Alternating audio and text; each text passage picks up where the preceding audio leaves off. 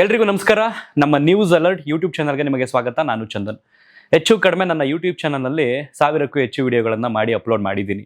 ಇತ್ತೀಚೆಗೆ ಮಾಡ್ತಿರ್ತಕ್ಕಂಥ ಪ್ರತಿ ವಿಡಿಯೋದಲ್ಲಿ ಜನ ಕೇಳ್ತಿರ್ತಕ್ಕಂಥ ಒಂದು ವಿಚಾರ ಅಂತಂದರೆ ಸೌಜನ್ಯಗೆ ಸಂಬಂಧಪಟ್ಟ ಹಾಗೆ ಮಾತಾಡಿ, ಸೌಜನ್ಯಗೆ ಸಂಬಂಧಪಟ್ಟ ಆ ಕೇಸ್ ಬಗ್ಗೆ ವಿಡಿಯೋಗಳನ್ನು ಮಾಡಿ.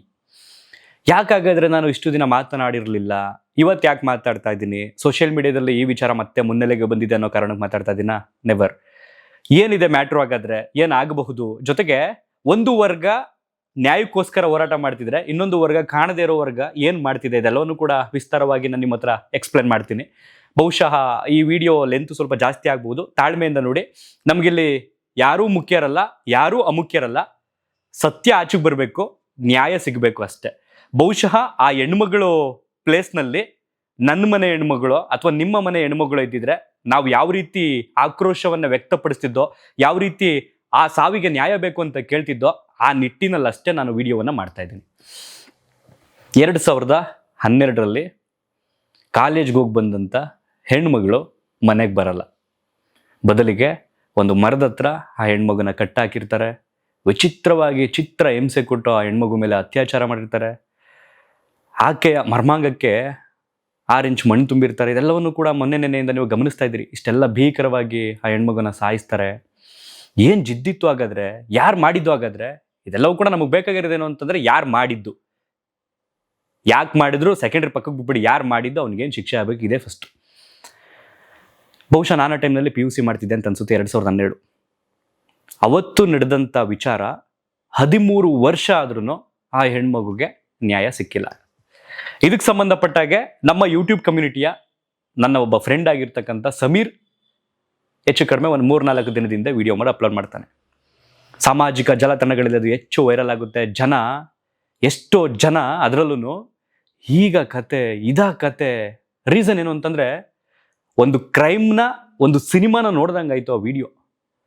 ಬಹುಶಃ ನನ್ನನ್ನು ಆ ರೀತಿ ಎಕ್ಸ್ಪ್ಲೈನ್ ಮಾಡೋ ಅಂತಂದರೆ ನನಗೆ ಆಗ್ತಿರ್ಲಿಲ್ಲ.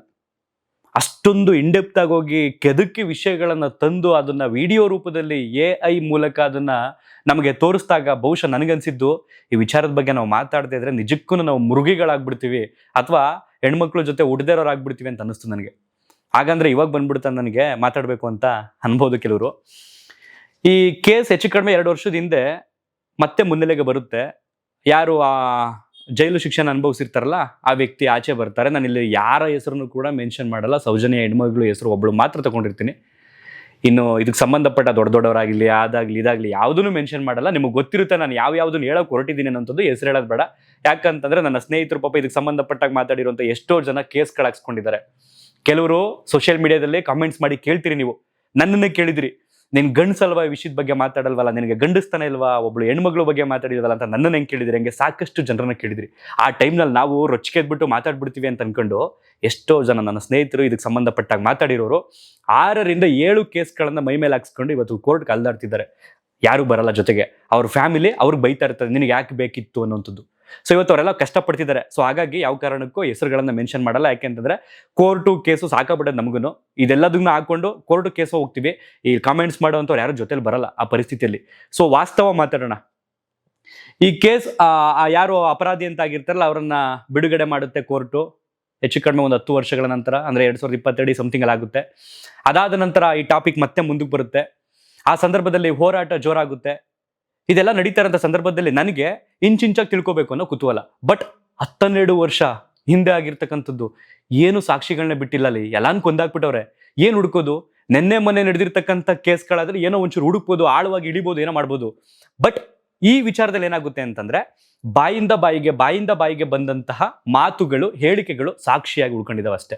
ಬಟ್ ಆ ಸಾಕ್ಷಿಗಳನ್ನ ಕೋರ್ಟು ಕಾನೂನು ಪರಿಗಣಿಸುತ್ತಾ? ಕೋರ್ಟಿಗೆ ಬೇಕಾಗಿರೋದೇನು, ಕಾನೂನಿಗೆ ಬೇಕಾಗಿರೋದೇನು? ಸಾಕ್ಷಿ ಆಧಾರಗಳು, ನೈಜವಾಗಿರ್ತಕ್ಕಂಥ ಆಧಾರಗಳು.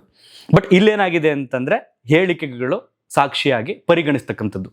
ಓಕೆ, ಅದೆಲ್ಲವನ್ನು ಈಗ ಸಮೀರ್ ಕಂಪ್ಲೀಟ್ ಆಗಿ ಎಕ್ಸ್ಪ್ಲೇನ್ ಮಾಡಿದ ನಿಮಗೆ. ಅದನ್ನ ನಾನು ಹೇಳ್ಬೇಕಾಗಿಲ್ಲ, ಏನೇನು ನಡೀತು, ಏನೇನಾಯ್ತು ಅನ್ನೋಂಥದ್ದು ಘಟನೆ.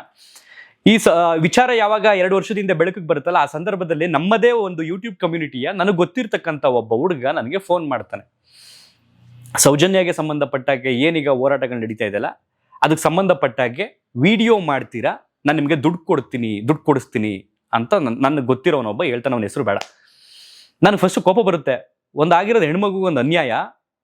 ಅನ್ಯಾಯ ಆದವ್ರ ಮನೆಯವ್ರು ಏನ್ ಕೇಳ್ತಾರೆ, ರಿಕ್ವೆಸ್ಟ್ ಮಾಡ್ಕೊಳ್ತಾರೆ ಅಥವಾ ನೋವನ್ನ ತೋರಿಸ್ಕೊಳ್ತಾರೆ, ಅದನ್ನ ನೋಡಿ ನಾವು ಮರುಕ ವ್ಯಕ್ತಪಡಿಸ್ಬಿಟ್ಟು ನಾವು ಮಾತಾಡ್ಬೇಕು, ಅದ್ರ ಬಗ್ಗೆ ನಾವು ನ್ಯಾಯಕ್ಕೆ ನಿಂತ್ಕೋಬೇಕು. ಬಟ್ ಇವ್ನು ಯಾಕೆ ದುಡ್ಡು ಕೊಡಿಸ್ತೀನಿ ಅಂತವನೇ, ಏನ್ ಸಮಥಿಂಗ್ ರಾಂಗ್ ಅಲ್ಲ ಇಲ್ಲಿ ಅನ್ನೋಂಥ ಲೆಕ್ಕಾಚಾರ ಬಂತು. ಆ ಟೈಮ್ನಲ್ಲಿ ನನಗೆ ಸ್ಪಷ್ಟವಾಗಿ ಗೊತ್ತಾಗಿದ್ದೇನು ಅಂತಂದ್ರೆ, ಬಹುತೇಕ ಮಂದಿಗೆ ಆ ಸಂದರ್ಭದಲ್ಲಿ ಆ ಹೆಣ್ಮಗುಗೆ ನ್ಯಾಯ ಬೇಕಾಗಿರ್ಲಿಲ್ಲ, ಬದಲಿಗೆ ಇನ್ನೊಬ್ರು ವಿರುದ್ಧ ಏನೋ ಸಮಥಿಂಗ್ ಬೇಕಾಗಿತ್ತು. ನಿಮ್ಗೆ ಅರ್ಥ ಆಗಿರುತ್ತೆ ಈಗ ನಾನು ಅದನ್ನ ಬಿಡಿಸಿ ಯಾಕೆ ಇಷ್ಟು ದಿನ ನಾನು ಮಾತಾಡಿರಲಿಲ್ಲ ಅಂತ. ಬಟ್ ಸಮೀರ್ ಮಾತಾಡಿದಂಥ ಆ ವಿಡಿಯೋ ನೋಡಿದಾಗ ಎಲ್ಲೋ ಒಂದು ಕಡೆ ಇದ್ರ ಬಗ್ಗೆ ಮಾತಾಡದೇ ಇದ್ರೆ ನಮ್ಮಷ್ಟು ಕಟುಕರಿನ್ ಯಾರೂ ಇರಲ್ಲ ಅನ್ನೋ ಕಾರಣಕ್ಕೆ ಇವತ್ತಿಂದ ಇದಕ್ಕೆ ಸಂಬಂಧಪಟ್ಟಾಗೆ ಧ್ವನಿ ಎತ್ತುತ್ತೀನಿ, ನಿರಂತರವಾಗಿ ಧ್ವನಿ ಎತ್ತುತ್ತೀನಿ.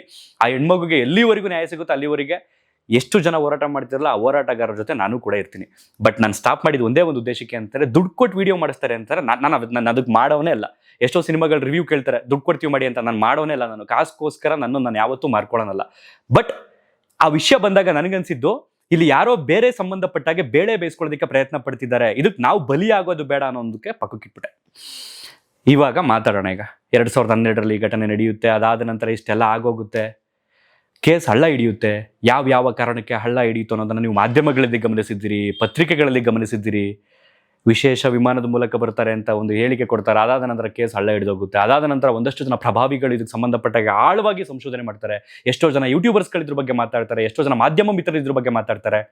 ಮೊನ್ನೆ ಮಾತಾಡಿದಂಥ ಸಮೀರ್ ವಿಡಿಯೋ ಈಗ ಟ್ರೆಂಡಲ್ಲಿದೆ, ಹೆಚ್ಚು ವೈರಲ್ ಆಗ್ತಾ ಇದೆ. ಜನ ಪ್ರಶ್ನೆ ಮಾಡ್ತಿದ್ದಾರೆ, ಎಷ್ಟೋ ಜನ ಬೆಂಬಲವನ್ನು ಕೊಡ್ತಿದ್ದಾರೆ. ಬೆರಳೆಣಿಕೆ ಎಷ್ಟು ಜನ ಹುಡುಗನ ತೇಜೋವಧೆ ಮಾಡೋದಕ್ಕೆ ಪ್ರಯತ್ನ ಪಡ್ತಿದ್ದಾರೆ. ನೀನು ಮುಸ್ಲಿಂ ಕಮ್ಯುನಿಟಿಯವನು, ನೀನು ಮುಸ್ಲಿಂ ಧರ್ಮದವನು, ನಮ್ಮ ಹಿಂದೂ ಧರ್ಮದ ಬಗ್ಗೆ ಯಾಕೆ ಮಾತಾಡ್ತಾ ಇದ್ದೀಯಾ? ಪಾಯಿಂಟ್ ನಂಬರ್ 1 ಜನಗಳು ಕೇಳ್ತಿರೋದು ಕೆಲವರು.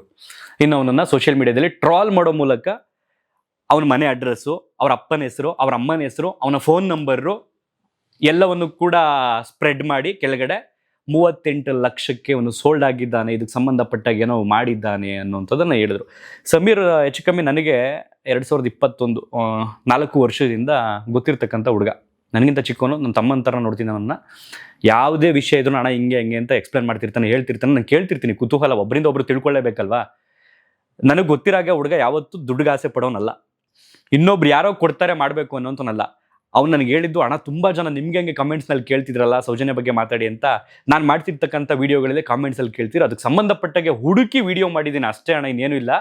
ಬಟ್ ಅದನ್ನ ಈ ರೀತಿ ಧರ್ಮಕ್ಕೆ ಸಂಬಂಧಪಟ್ಟಾಗೆ ನನ್ನ ಮೇಲೆ ತಿರುಗಿ ಬೀಳ್ತಿದ್ದಾರೆ, ನನ್ನನ್ನು ಎತ್ಕಡ್ತಿದ್ದಾರೆ ಅಣ್ಣ ಈ ರೀತಿ ಅಂತ ನೆನೆ ಫೋನ್ ಮಾಡಿ ಹೇಳ್ಕೊಂಡ. ಕೆಲವ್ರ ಪ್ರಕಾರ ಇವತ್ತು ಅವನ ವಿಡಿಯೋಗಳು 4 ಲಕ್ಷ ಸಬ್ಸ್ಕ್ರೈಬರ್ಸ್ ಆಗಿದೆ, ಮಿಲಿಯನ್ ವ್ಯೂಸ್ ಆಗಿದೆ, ಇನ್ನು ಕೆಲವರು ಒಳ್ಳೆ ರೆವಿನ್ಯೂ ಬರುತ್ತೆ, ಹಿಂಗೆಲ್ಲ ಥಿಂಕ್ ಮಾಡ್ತಿದ್ದಾರೆ.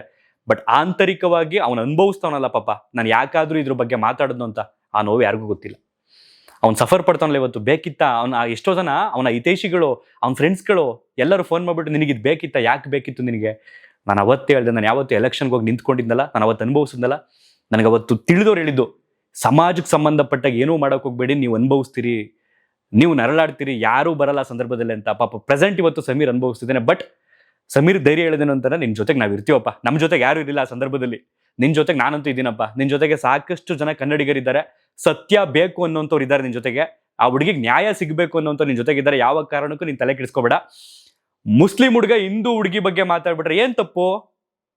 ಅನ್ಯ ಧರ್ಮದವನು, ಧರ್ಮ ಮುಖ್ಯ ಅಲ್ಲ ಸ್ವಾಮಿ ಇಲ್ಲಿ, ಜಾತಿ ಮುಖ್ಯ ಅಲ್ಲ ಸ್ವಾಮಿ ಇಲ್ಲಿ, ಸತ್ಯ ಮುಖ್ಯ ಇಲ್ಲಿ. ಆ ಹುಡುಗಿಗಾದಂಥ ಅನ್ಯಾಯದ ಬಗ್ಗೆ ಮಾತಾಡೋನಲ್ಲ, ಹೆಮ್ಮೆ ಪಡ್ಬೇಕು ಅವನ ಬಗ್ಗೆ ನಾವು. ಅದನ್ನ ಬಿಟ್ಬಿಟ್ಟು ನೀನು ಆ ಧರ್ಮದವನು, ಈ ಧರ್ಮದವನು, ನಮ್ಮದ್ರ ಬಗ್ಗೆ ಯಾಕೆ ಮಾತಾಡ್ತೀಯಾ? ನಾಚಿಕೆ ಆಗಲ್ವಾ ನಿಮ್ಗೆ ಕೆಲವರಿಗೆ? ಈಗ ನಾನು ಮಾತಾಡಿದ್ರೆ ಅದ್ರ ಬಗ್ಗೆ ನೀನು ಹಿಂದೂ ಧರ್ಮದವನಾಗಿ ಹಿಂದೂ ಧರ್ಮದ ವಿರುದ್ಧವೇ ಮಾತಾಡ್ಬಿಡ್ತೀಯಾ? ಹಾಗಾದ್ರೆ ಹೆಣ್ಮಕ್ಳು ಬಗ್ಗೆ ಮಾತಾಡೋರು ಯಾರು? ಆ ಜಾಗದಲ್ಲಿ ನಿಮ್ಮ ಅಕ್ಕ, ನಿಮ್ಮ ತಂಗಿ ಅಪ್ಪಿತಪ್ಪಿ ನಿಮಗೆ ಮದ್ವೆ ಆಗಿರೋ ನಿಮ್ಮ ಹೆಂಡತಿ, ಅಪ್ಪಿತಪ್ಪಿ ನಿಮಗೆ ಮದ್ವೆ ಆಗಿ ಒಂದು ಮಗು ಹುಟ್ಟು ಆ ಹೆಣ್ಮಗು ಆಗಿದ್ರದು ನಿಮ್ಮ ತಾಯಿ, ನಿಮ್ಮ ಸಂಬಂಧಿಕರು, ನೀವು ಪ್ರೀತಿ ಮಾಡಿರ್ತಕ್ಕಂಥ ಹುಡುಗಿ. ಆ ಜಾಗದಲ್ಲಿ ಆ ಮರದಲ್ಲಿ ಕಟ್ಟಾಕಿಸ್ಬಿಟ್ಟು ಅತ್ಯಾಚಾರ ಮಾಡಿಸ್ಕೊಂಡು ಆ ಮರ್ಮಾಂಗಕ್ಕೆ 6 ಇಂಚ್ ಮಣ್ಣು ತುಂಬಿಸ್ಕೊಂಡಿದ್ರೆ ಏನ್ ಅನ್ನಿಸ್ತಿತ್ತು ನಿಮ್ಗಳಿಗೆ? ಕೆಲವರು ಕೇಳ್ತಿದ್ದೀರಲ್ಲ ಇವತ್ತು, ಆ ಹುಡುಗನ್ನ ಟಾರ್ಗೆಟ್ ಮಾಡ್ತಿದ್ದೀರಲ್ಲ ಇವತ್ತು, ನಿಮ್ಗೆ ಏನ್ ಅನ್ಸುತ್ತೆ? ಅವ್ನು ಯಾವನ್ ತಪ್ಪು ಮಾಡೋನ, ತಪ್ಪು ಮಾಡಿದ್ರೆ ತಪ್ಪೇ ಅಲ್ವಾ? ಅವ್ನು ಯಾವ ದೊಡ್ಡ ಮನುಷ್ಯ ಆಗ್ಲಿ, ಚಿಕ್ಕ ಮನುಷ್ಯ ಆಗ್ಲಿ, ಅವ್ನು ಎಂಥವನೇ ಆಗ್ಲಿ, ತಪ್ಪೇ ಅಲ್ವಾ? ಅದಕ್ಕೆ ಸಂಬಂಧಪಟ್ಟಾಗ ಹುಡುಗ ಪ್ರಸ್ತಾಪ ಮಾಡೋನೆ. ಆರಂಭದಲ್ಲ ಹುಡುಗ ಮಾಡಿರ್ತಕ್ಕಂಥ ಒಂದು ಸಣ್ಣ ಎಡವಟ್ಟು ಏನು ಅಂತಂದ್ರೆ, ಎಡವಟ್ಟು ಅನ್ನೋದಕ್ಕಿಂತ ವಾಸ್ತವ ಹೇಳಿದನವನು. ದೇವಸ್ಥಾನ ಯಾವುದಕ್ಕೆ ಸಂಬಂಧಪಟ್ಟಿದ್ದು, ಏನಕ್ಕೆ ಸಂಬಂಧಪಟ್ಟಿದ್ದು ಅಂತ ನಾನು ನೆನೆ ಹೆಚ್ಚು ಕಮ್ಮಿ ಒಂದು 4 ರಿಂದ 5 ಜನರ ಜೊತೆ, ಲೀಗಲ್ ಅಡ್ವೈಸರ್ಗಳ ಜೊತೆ ಎಲ್ಲ ಮಾತಾಡ್ತಾ ಇದ್ದೆ. ಅವ್ರು ಹೇಳ್ತಿದ್ರು, ಅವ್ನು ಮಾತಾಡಿರ್ತಕ್ಕಂಥ ವಿಚಾರ ಕಂಪ್ಲೀಟ್ ಆಗಿ 100% ಹೇಳ್ ಮಾಡಿಸ್ತಂಗಿದೆ. ನೋಡುವಂತ ಜನರಿಗೆ ಆಕ್ರೋಶವನ್ನು ಬರ್ಸೋ ತರ ಇದೆ. ಅಂದ್ರೆ ವಾಸ್ತವ ಹೇಳಿದಾನ ಅವನು. ಈ ರೀತಿ ಆಗುತ್ತಾ, ಈ ರೀತಿ ಆಗಿದೆಯಾ ನಮ್ಮ ಕರ್ನಾಟಕದಲ್ಲಿ? ಸಿನಿಮಾದಲ್ಲಿ ನೋಡ್ತಿದ್ವಲ್ಲ ಸ್ವಾಮಿ, ಕಾಂತಾರ ಸಿನಿಮಾನೋ ಕಾಟೇರ ಸಿನಿಮಾನೋ ನೋಡಿದ್ವು, ಅದನ್ನ ರಿಯಲ್ ಆಗಿ ಮಾಡ್ಬಿಟ್ಟವ್ರಲ್ಲ 2012ರಲ್ಲಿ. ಮಾಧ್ಯಮಗಳು ಜಸ್ಟ್ ಸುದ್ದಿಯನ್ನ ಪ್ರಸಾರ ಮಾಡ್ತಿದ್ರು ಹೆಡ್ಲೈನ್ಸ್ಗಳು ಹಾಕೊಂಡು. ಬಟ್ ಇವನು ಅದನ್ನ ಇಂಚಿಂಚಾಗಿ ಸಿನಿಮಾ ತೋರಿಸೋ ತರ ತೋರಿಸೋದ್ನಲ್ಲ, ಅದು ವೈರಲ್ ಆಯ್ತು.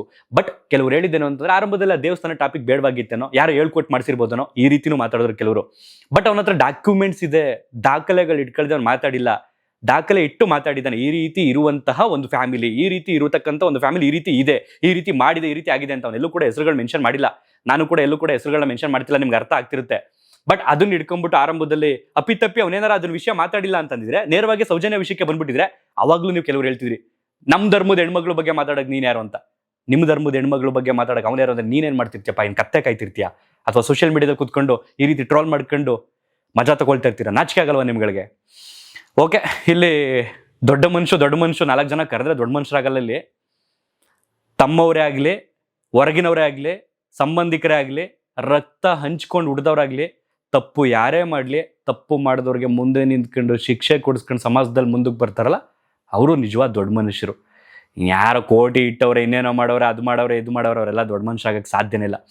ಒಂದು ನೆನಪಿರ್ಲಿ ನಿಮಗೆ, ಮಂಜುನಾಥ ಸ್ವಾಮಿ ಇನ್ನೂ ಇದಾನಲ್ಲಿ, ಜೀವಂತವಾಗಿರೋದಕ್ಕೆ ವಿಚಾರ ಮತ್ತೆ ಮತ್ತೆ ಮುನ್ನೆಲೆಗೆ ಬರ್ತಾ ಇರೋದು. ಕೆಲವ್ರು ಹೇಳ್ತಿರು, ಎಲ್ಲಿದ್ದಾನೆ ಮಂಜುನಾಥ, ಇಷ್ಟೆಲ್ಲ ಆದ್ರೂ ನ್ಯಾಯ ಸಿಗ್ತಿಲ್ವಲ್ಲ ಹೆಣ್ಮಗುಗೆ ಅಂತ ಹೇಳ್ತಿರಲ್ಲ.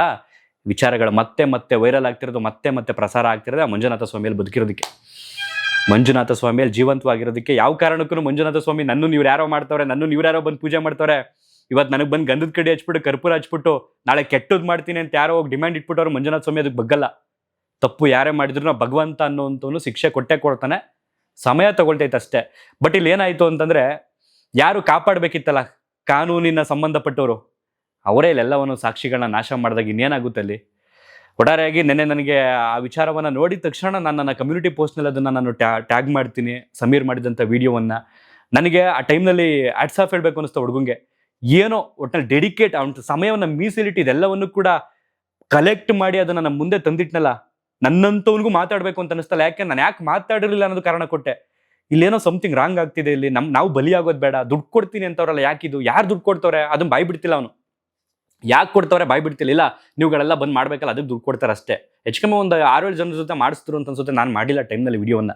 ನನಗೇನಂತಾರೆ, ನ್ಯಾಚುರಲ್ ಆಗಿ ಬಂದ್ಬಿಟ್ಟು ಈ ರೀತಿ ಆಗಿದೆಯಲ್ಲ, ಇದಕ್ಕೆ ಸಂಬಂಧಪಟ್ಟಾಗೆ ಬನ್ನಿ ನಾವೆಲ್ಲ ಫೈಟ್ ಮಾಡೋಣ ಅಂದ್ರೆ ನಾನು ಯಾವುದಕ್ಕೆ ಬೇಕಾದ್ರೆ ನಾನು ಸಿದ್ಧ.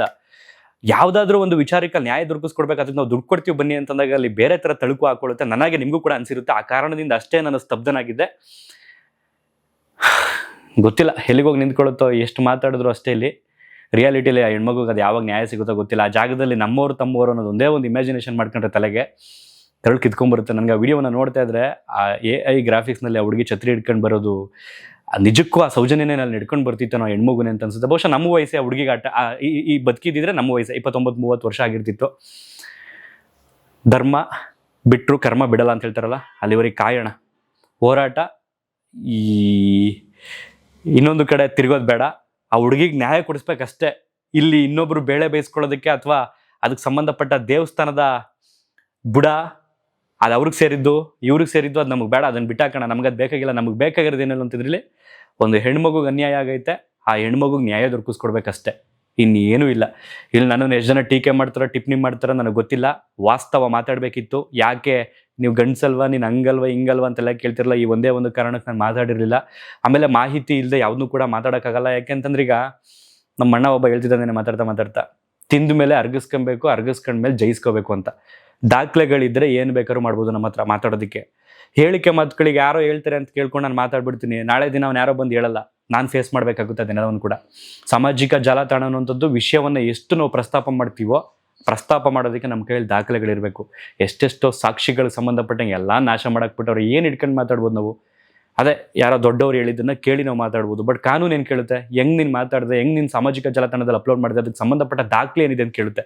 ಅವಾಗ ನಾವು ಬೆಬ್ಬೆ ಅನ್ನೋಕ್ಕಾಗಲ್ಲ, ಫೇಸ್ ಮಾಡಬೇಕಾಗುತ್ತೆ. ಅವಾಗ ನಮ್ಗೆ ಹೇಳಿರ್ತಾರಲ್ಲ ಕಥೆನ, ಅವ್ರು ಯಾರೂ ಬರಲ್ಲ. ರಿಯಾಲಿಟಿಲಿ ಇದೆ ಸತ್ಯ, ಇನ್ನೇನೂ ಇಲ್ಲ. ಆಮೇಲೆ ನಮ್ಮ ಜನಕ್ಕೆ ಕೆಲವರಿಗೆ ಸಿನಿಮಾ ನೋಡ್ತಿರ್ತಾರೆ ಅಂದ್ಕೊಳ್ಳಿ, ಆ ಟೈಮ್ನಲ್ಲಿ ವಿಲನ್ನು ಕೆಟ್ಟ ಕೆಲಸ ಮಾಡ್ಬಿಡ್ತಾನೆ, ಅತ್ಯಾಚಾರ ಮಾಡ್ಬಿಡ್ತಾನೆ, ಏನೇನೋ ಮಾಡ್ಬಿಡ್ತಾನೆ. ಆ ಟೈಮ್ನಲ್ಲಿ ನ್ಯಾಯ ಬೇಕು ಅವ್ರುಗಳಿಗೆ. ಅಲ್ಲೇ ಬಡ್ಡಿ ಮಗಂಗೆ ಹಾಕೊಂಡು ಚೆಚ್ಚಿ ಹೊಡಿರಿ, ಬೀಜಿ, ಹಂಗೆ ಮಾಡಿ ಹಿಂಗೆ ಮಾಡಿ. ರಿಯಾಲಿಟಿಲಿ ಅದೇ ಥರ ಆಗೈತಲ್ರಪ್ಪ. ನ್ಯಾಯ ಬೇಡವಾ? ಕೋಪ ಬರಲ್ವಾ ಈಗ? ಆಕ್ರೋಶ ಬರಲ್ವಾ ಈಗ? ಇದ್ರಲ್ಲೂ ನೀವು ಪರ ವಹಿಸ್ಕೊಂಡು ಮಾತಾಡ್ತೀರಿ ಅಂತಾರೆ. ನೀವು ನಿಜವಾಗ್ಲೂ ತಾಯಿ ಹೊಟ್ಟೆಲಿ ಹುಟ್ಟಿದ್ದೀರಾ ಅಂತ ಅನ್ಸುತ್ತೆ ಕೆಲವರು.